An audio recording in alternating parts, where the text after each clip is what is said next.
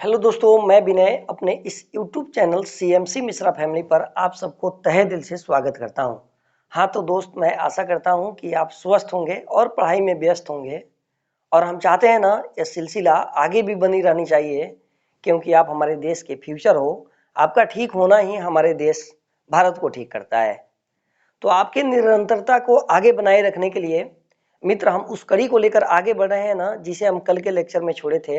हाँ, आपसे हमारी पुरानी रिक्वेस्ट फिर से होगी कि यदि आप मुझे पहली बार देख रहे हो ना, तो सबसे पहले आप हमारे इन लेक्चर को देख लो, ताकि इनसे और आज के लेक्चर से आप कोरिलेट कर पाओगे और आपको समझने में किसी प्रकार की कोई परेशानी उत्पन्न नहीं होगी। मित्र, आज मेनली रूप से हम बातचीत करने वाले हैं ना, इस टॉपिक को हम आपके बोर्ड स्क्रीन पर मेंशन भी कर दिए हैं। 1830 की क्रांति का प्रभाव क्या होता है, या ऐसे बात कहें ना, तो फ्रांस में जो 1830 की क्रांति होती है, उसका इफेक्ट पूरे यूरोप पर कैसे पड़ता है, इसी टॉपिक के इर्द गिर्द में हमारी बातचीत होगी। हाँ, फिर से हम पुराने लेक्चर के बारे में ऐसे कहें तो इस लेक्चर के बारे में हम थोड़ा सा रिव्यू दे देना चाहेंगे कि यदि मे भी आप हमारा यह लेक्चर ना भी देख पाए ना, फिर भी आप समझ जाए।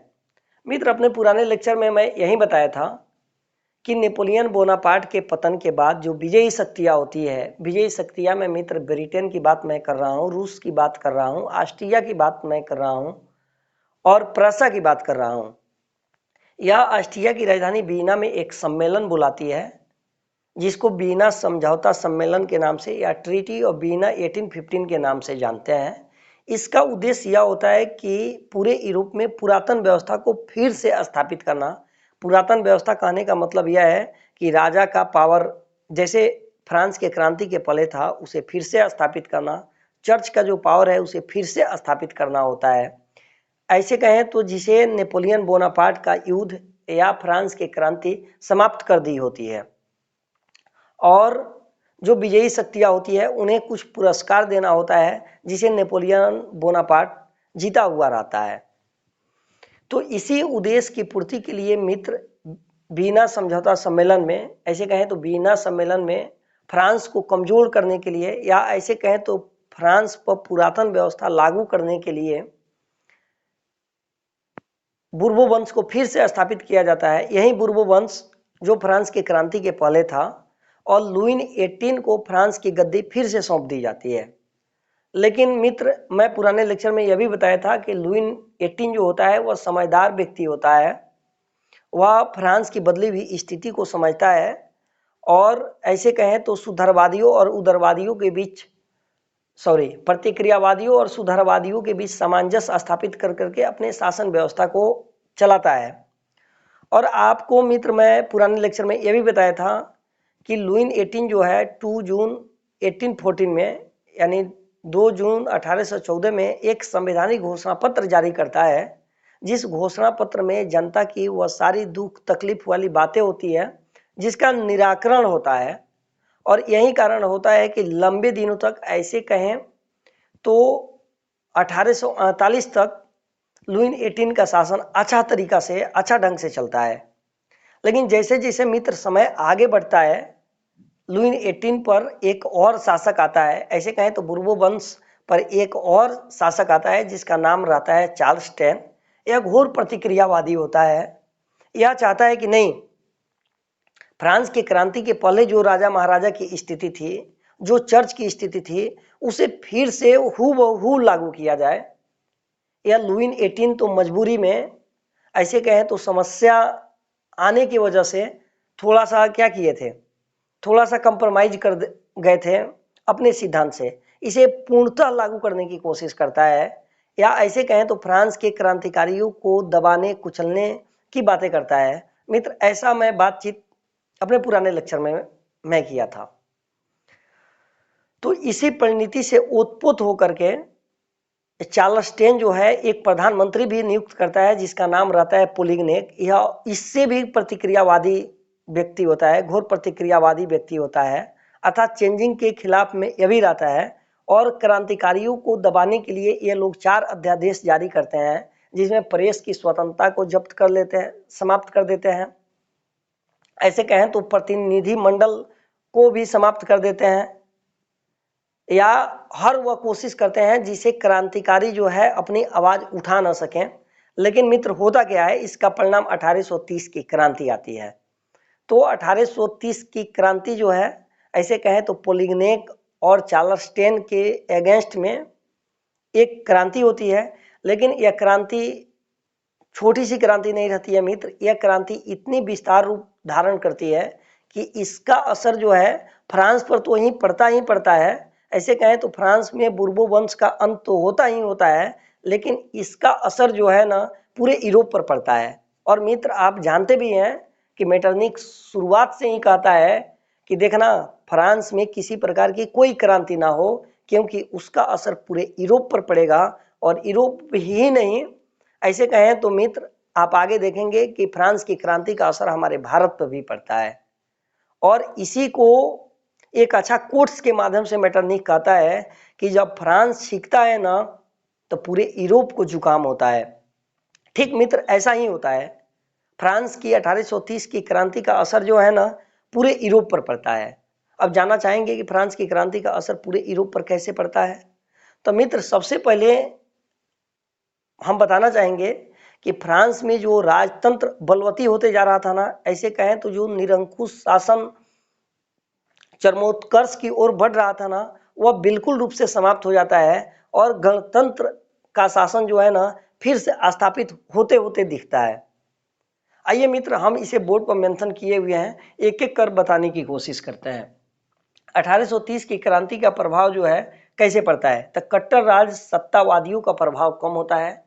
यानी वैसे शासक जो फिर पुरातन व्यवस्था में विश्वास करते थे, या ऐसे राजा महाराजा जो अपने आप में दैवीय शक्ति को फिर से लागू करना चाहते थे, यानी वह समझाने की कोशिश करते थे कि हम ही ईश्वर हैं, इसकी समाप्ति होती है।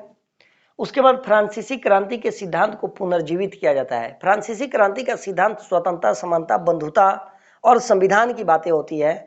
इसको मित्र इस क्रांति का असर यह होता है कि यह फ्रांस की क्रांति जो लुइन 18 से, ऐसे कहें तो नेपोलियन बोनापार्ट से ही और चार्लस्टेन तक यह जो समाप्त हो रही थी, इसे फिर से पुनर्जीवित 1830 की क्रांति फिर से करवाती है। उसके बाद मित्र मैं बात करूं तो बीना कांग्रेस के उद्देश्यों को निर्मूल कर दिया जाए। अरे बीना समझौता सम्मेलन का उद्देश्य क्या था? बीना समझौता सम्मेलन का उद्देश्य यही था कि किसी भी राष्ट्र में राष्ट्रीयता आगे ना बढ़े। ऐसे कहें तो पूरे यूरोप में किसी प्रकार की कॉमन आइडेंटिटी डेवलप ना हो सके, इसलिए एक क्षेत्र को कई देशों में बांट दिया जाता है। उसको फिर से एक करने का काम जो है 1830 की क्रांति करती है।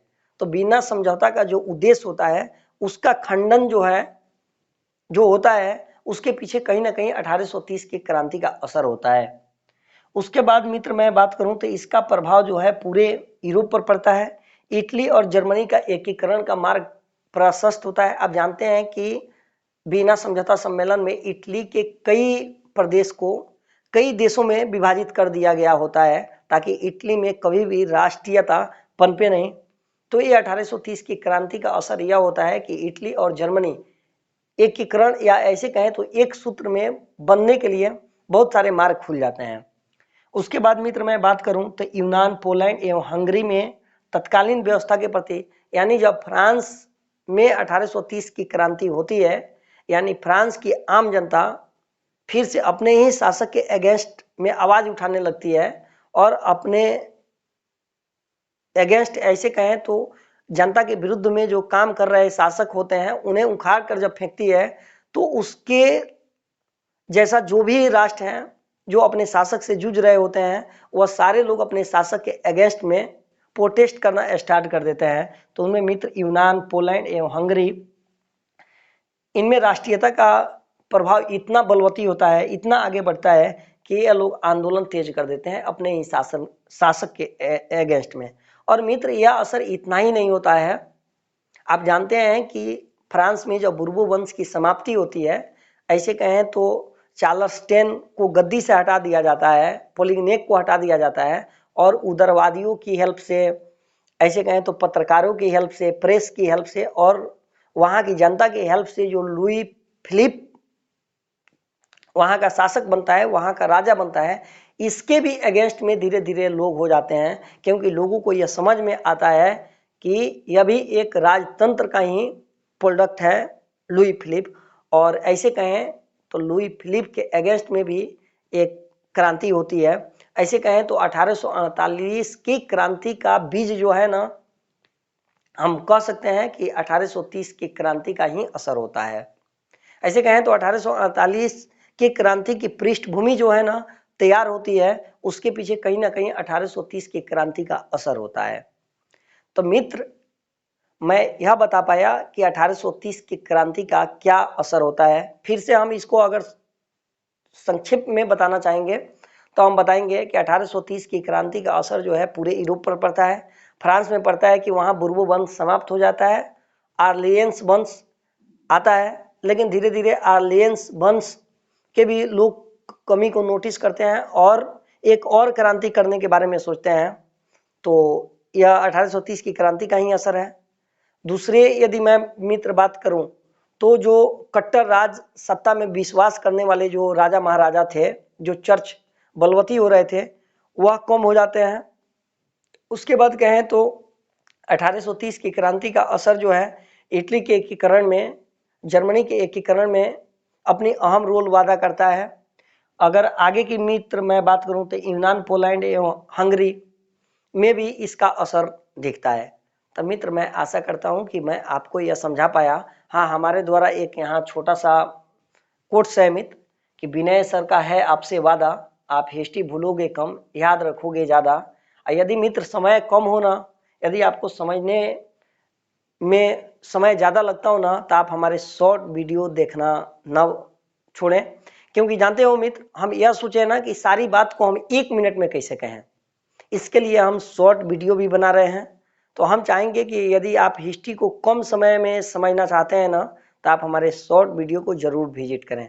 और इसके लिए भी कुछ जाने की, ज़्यादा आगे बढ़ने की ज़रूरत नहीं है। इसी चैनल के प्लेलिस्ट में चले जाएं, प्लेलिस्ट में आप देखेंगे शॉर्ट वीडियोज कहाँ है और आप उसे देखेंगे। मित्र, यूरोप से रिलेटेड, ऐसे कहें तो यूरोप का राष्ट्रवाद से रिलेटेड जो भी शॉर्ट वीडियो है ना, आप उसमें देख सकते हैं और कम समय में सीख सकते हैं।